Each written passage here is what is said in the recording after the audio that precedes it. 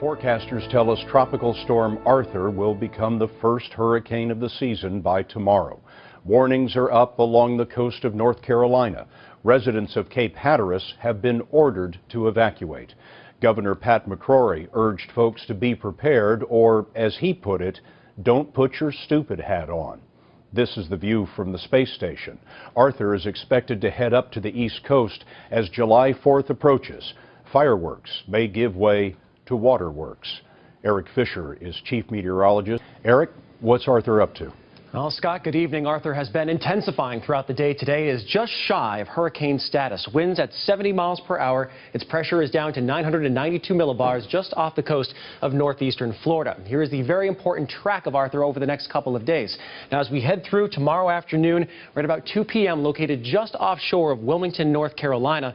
By the overnight hours, likely making landfall over the Outer Banks as it works its way off to the north and east and begins to curve. Now, as we head toward Friday night into Saturday, a very close pass to New England, passing just about 50 to 100 miles off to the southeast of Nantucket before it races off toward the Canadian Maritime as a Category 1 hurricane. In terms of rainfall, this will be an impact. Some heavy rainfall in particular near the coast in North and South Carolina and as well across much of New England, parts of New York State and New Jersey. Flash flooding a threat there.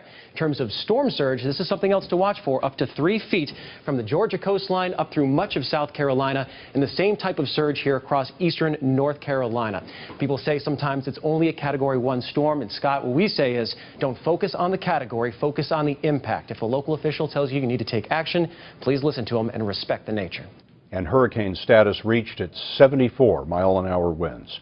Eric, thanks very much. The ISIS forces attacking the Iraqi government have declared their territory a new country under strict Islamic law.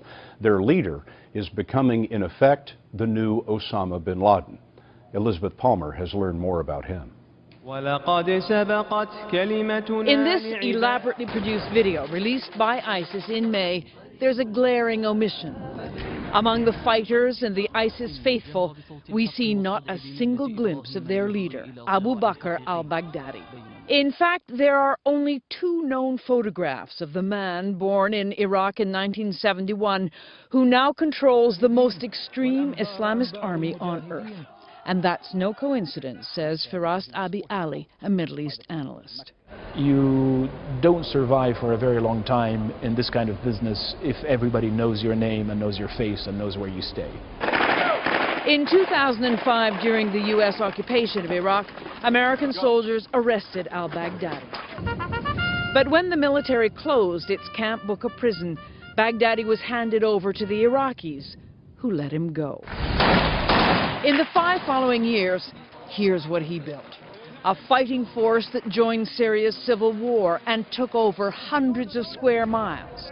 Here, al-Baghdadi honed his skills as a commander, with violence so extreme that even al-Qaeda's leader, Ayman al-Zawahiri, cut all ties to ISIS. That was fine with Baghdadi, whose organization says he's the new global leader of extremist jihad, and even cataloged its accomplishments in, believe it or not, an annual report. It listed, among other things, 1,083 assassinations and 537 bombs in parked cars. You could see a tendency to try to gloat and to try to appeal to recruits by showing them the kind of power that they would have if they joined ISIL. And it's working. Thousands of young men from across the Muslim world have offered their allegiance to a leader whose face they will probably never see. Well, we have seen the face of the prime suspect in the attack on the U.S. State Department compound in Benghazi, Libya. Ahmed Abu Khattala appeared in court today. 2 weeks ago, a team of U.S. Special Forces troops and FBI agents grabbed him in Libya. Khattala is now charged in the 2012 assault in which Ambassador Chris Stevens and 3 other Americans were killed. Here's Chip Reed.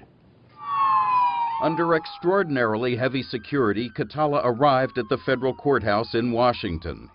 Inside the courtroom, Khattala, wearing a prison jumpsuit but no handcuffs, listened to an Arabic translation as government lawyers argued he should be detained pending trial. In an 11-page motion, prosecutors said Khattala participated in the attack and afterwards supervised the exploitation of material from the scene. They described Khatallah as a commander in an extremist militia group who was fully committed to causing death and destruction to American personnel and property, adding that he could continue to communicate his plans for additional deadly attacks to other extremists if not detained. The Justice Department also said Khatallah gave voluntary statements corroborating key facts while being interrogated aboard a Navy ship. To the surprise of no one in the courtroom, after a 30-minute hearing, Khatallah was ordered to remain behind bars. Even his court-appointed attorney agreed that continued detention is appropriate, at least for now. Khatallah is charged with only a single count of conspiracy, which carries a maximum penalty of life in prison. But, Scott, in the coming weeks, additional charges are expected that carry the death penalty. Chip Reed at the federal courthouse in Washington, D.C. Chip, thanks very much. The illegal immigrants turned away yesterday by protesters at a Border Patrol station in Marietta, California, are being housed tonight in facilities in the San Diego area. The protesters won that battle, but the federal government intends to send more immigrants to Marietta no matter what the locals say. John Blackstone is there. At a sometimes emotional town council meeting, residents of Marietta complained that federal immigration policies are a threat to health and safety here. I feel like we're being destroyed because of the administration. Marietta suddenly became a focus of the national debate over immigration when demonstrators yesterday blocked 3 buses from reaching the Border Patrol station. The buses were carrying 140 undocumented immigrants, mostly women and children. The demonstrations came after Alan Long, Marietta's mayor, raised questions about plans to bring busloads of migrants here for processing. Did you unleash forces that you didn't expect here? No, not at all. What you're seeing is you're seeing a community, and I think a general population at the bowling point. They're at a bowling point of being fed up with the federal government and inefficient programs. The buses blocked yesterday headed to other Border Patrol detention centers in the area. Federal officials say this is the procedure they follow. The families will be photographed and fingerprinted. They will tell Immigration and Customs Enforcement where they plan to stay in the U.S. Officials will check the address given, and if it matches, the families are released. ICE will then contact them within 15 days with instructions to appear at a hearing. The demonstrators yesterday included some who were there to support the immigrants, among them Enrique Mirones, founder of the immigrant aid organization Border Angels. We saw the worst of the American spirit. They simply want to live, and that's how they're greeted. That's how they're greeted, with pounding on the buses. The city of Marietta is holding a town hall meeting at this high school tonight, and Scott, federal immigration officials will be here to explain how they're handling the recent surge in illegal immigration. As Jeff mentioned, this terrorism threat stems directly from the chaos in Syria and in Iraq. An extremist Islamic group called ISIS holds part of northern Syria and a large section of Iraq. ISIS is of the Sunni branch of Islam. It's fighting Iraq's government, which is dominated by Shia Muslims. A Kurdish ethnic group in the north is also seeking independence. Yesterday, the Iraqi parliament failed to form a government to reconcile these factions, and today, the prime minister announced something else has to come first. Charlie D'Agata is in Baghdad. This is Iraqi Prime Minister Nouri al-Maliki's top priority. Defeating ISIS militants, he said today, must come first. Politics would come later. There will be no new government, as he had promised, until the fighting was contained. There's been no sign of that. While Sunni insurgents and largely Shiite forces fought for control of parts of the country, in the north, the Kurds have drawn their line in the sand too. Kurdish troops, known as the Peshmerga, have been reinforcing defenses and raising their own flag outside the city of Kirkuk. The Peshmerga quickly took over this oil-rich city in the wake of the ISIS advance when Iraqi troops abandoned the city. And Kurdish President Masoud Barzani has announced the Kurds will hold their own vote for independence. The Kurds live in a relatively prosperous and stable region in northern Iraq built on oil money. The relationship with the central government in Baghdad has never been a close one. Now they'd like to separate altogether. Today, al-Maliki said that would be illegal. Charlie Daggett is in Baghdad tonight. Charlie, it was just 10 days ago that Maliki told U.S. Secretary of State John Kerry that he would form a new all-inclusive government by now. Yes, Scott, this is essentially a 180-degree turn. It's just about the opposite of what U.S. officials were hoping for or even been promised. Now, they have repeatedly insisted that any major military support would be dependent on al-Maliki at least taking the first steps toward forming a new inclusive government first. Charlie Daggett in Baghdad. Thank you, Charlie. Early today, police in Hong Kong arrested more than 500 protesters, part of a group that led a massive street demonstration to mark 17 years since Britain handed over Hong Kong to China. Seth Doan reports the protesters want one thing: democracy. The arrests followed an overnight sit-in organized by students who planned to occupy part of Hong Kong's financial center, but were swiftly removed by police. Organizers claimed more than 500,000 filled the streets. Police said that number was closer to 100,000, but there's no disagreement on the why. The target is Beijing. They ask us to call them the central government, this protester said, but actually they act like a mafia. Anger, particularly among young people, is pouring out over what they see as increased Chinese interference in Hong Kong.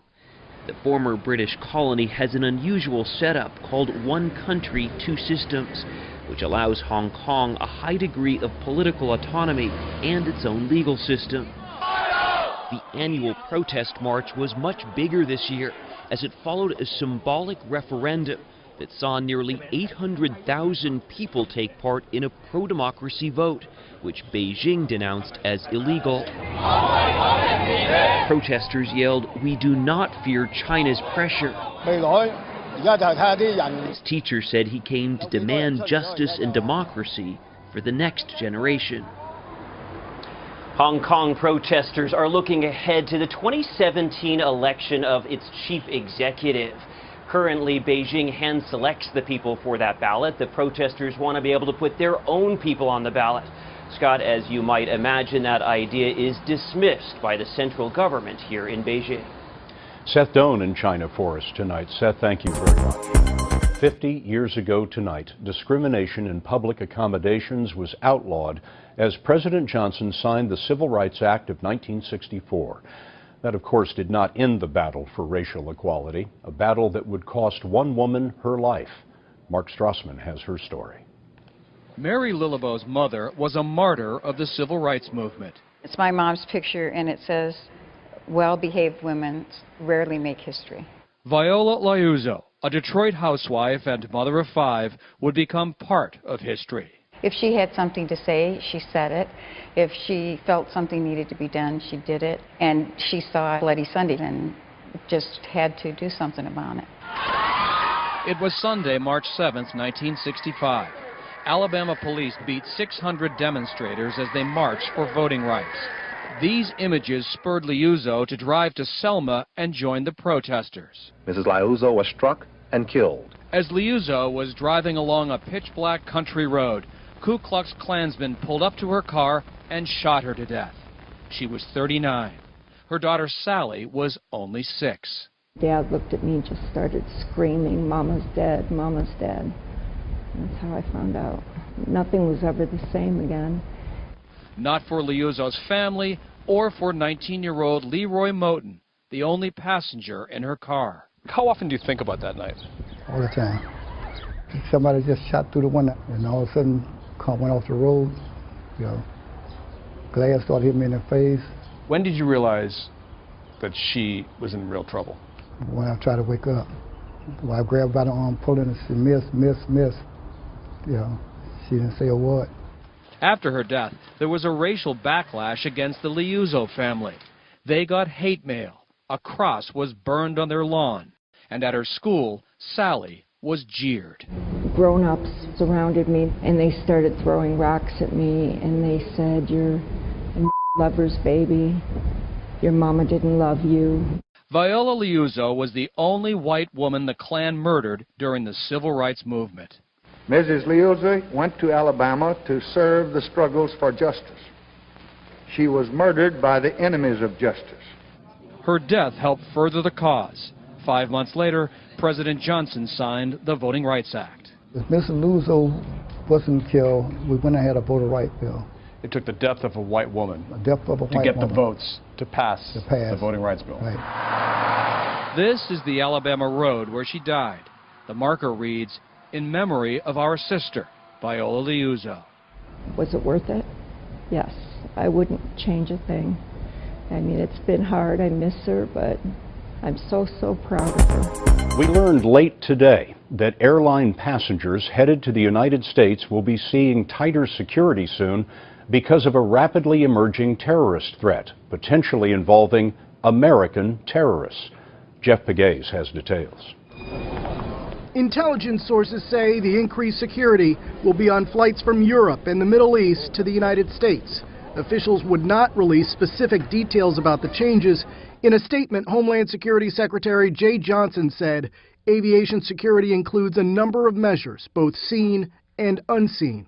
The threat is not based on specific intelligence. Sources say it is the result of an overall evolving threat picture, which includes concerns about an explosive being smuggled onto an airplane. For over a year, U.S. and Western intelligence officials have watched as large numbers of Westerners traveled to Syria to fight in the civil war.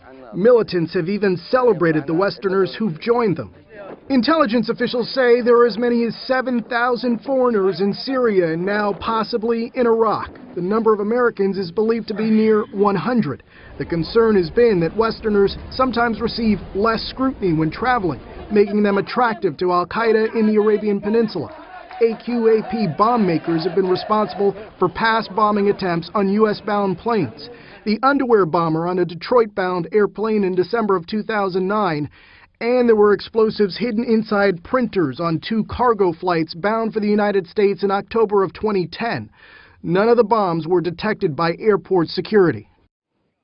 The new security measures are not expected to disrupt domestic air travel. Scott, overseas there may be delays as the security measures are put into place. Now to a Texas cheerleader stirring up a firestorm over her Facebook photos that some viewers may find disturbing. The 19-year-old posing with the bodies of rare animals she's hunted in Africa. The pictures sparking outrage, but this morning she is speaking out in her defense. ABC's Ryan Owens has the story. She's the Texas cheerleader with a bow in her hair and a much bigger one in her hands. 19-year-old Kendall Jones, a cheerleader for Texas Tech, turning her Facebook page into a tribute to her other favorite activity, hunting. And we're not talking ducks and deer. Here she is posing with a lion, smiling with a cheetah, a menagerie of endangered species she says she hunted in Africa.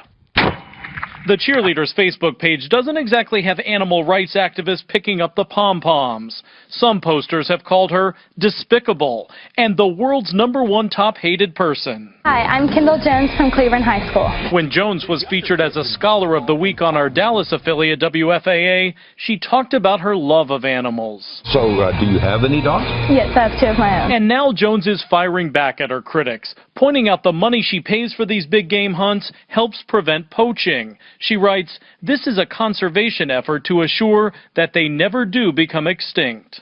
In modern day and age, killing an endangered species to save it is just unacceptable. An online petition asking Facebook to remove the page of Kendall Jones that promotes animal cruelty has more than 67,000 signatures. Jones wouldn't comment to us, but all of this attention may not be such a bad thing for the young hunter. On her Facebook page, she says she will be hosting her own reality show on the Sportsman channel next year. The network, which airs hunting shows hosted by Sarah Palin and model Brittany Glaze, would not confirm if the Texas cheerleader will be joining their cast.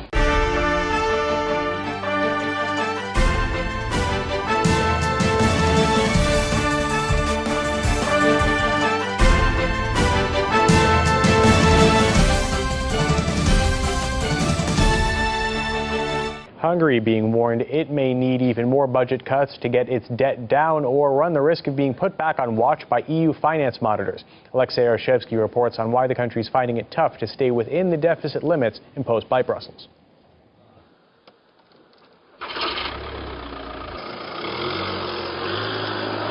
Tamás had little hesitation when choosing a new car. He opted for a major German brand, only the car was manufactured in his home country. If you want to buy it, maybe you have to pay for more €1,000 more because of the registration, because of the tax. So if you buy Hungarian cars from Germany, then a little bit cheaper. But it makes no difference, I mean, in terms of the quality, right? No. Same. So if it's the same, why pay more? This logic may have driven several European car manufacturers to set up factories in Hungary, with an obviously cheaper labor force than in Germany, but the one that is just as skilled. Back in the days when Hungary was part of the socialist bloc, it used to be one of the biggest car manufacturers in Eastern Europe. When the country entered the European Union, most of its factories went bankrupt as their produce was not needed in Europe. Almost a decade on, Europeans have decided to use Hungarians' experience and are now producing their cars here. Largely because of that, and we're talking several 100,000 units produced annually, Hungary is now experiencing the biggest industrial growth in a decade. But would that mean the 2004 EU accession promise of a better living has been kept? A recent poll stunningly suggested that 72% of Hungarians felt that economically they were doing better under communism. I'm 72 and thank God I have a good job, because without it I wouldn't have survived with my pension, unlike 25 years ago when pensioners didn't have to work. Hungarians' living standards are now worse than 10 years ago. The household consumption is below 10 years ago level. The investment is below 10 years ago level.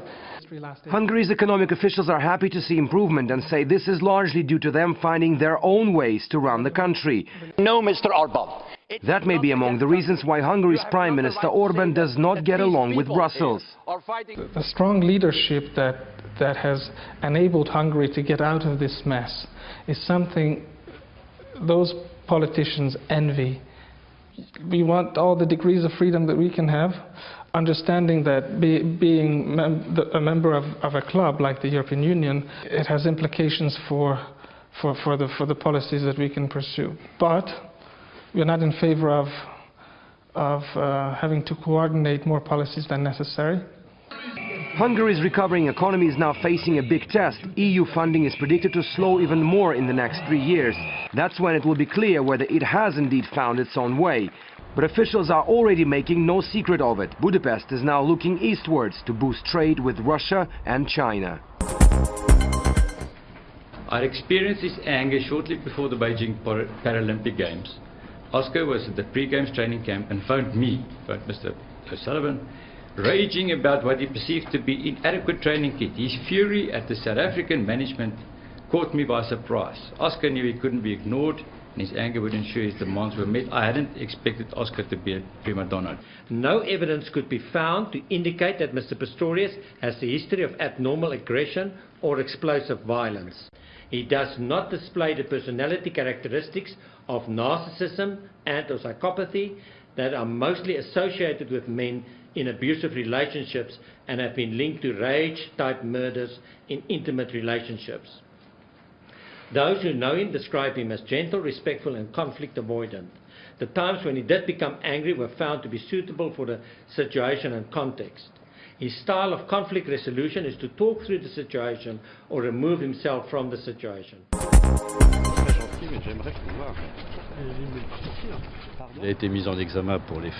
Philippe Herzog has been put under investigation for the facts you know about, which we are contesting. These facts come from phone tapping, the legality of which will be strongly fought. They involve not only listening to conversation between a lawyer and his client, but even more incredibly, as I discovered in the file, a conversation between a lawyer and another lawyer about clarifications on what could have happened.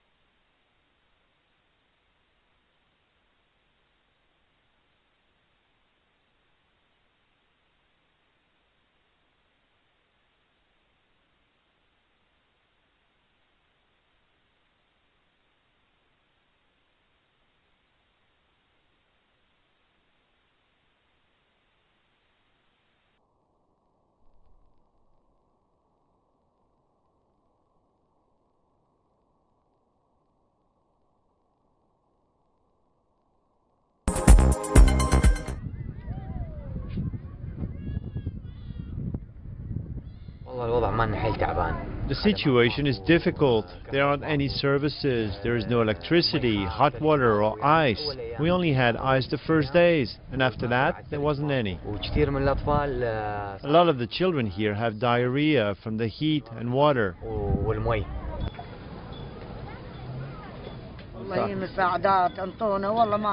They didn't give us any services.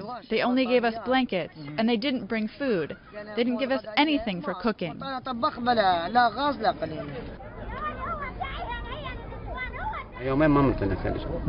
For 2 days now, we haven't had ice.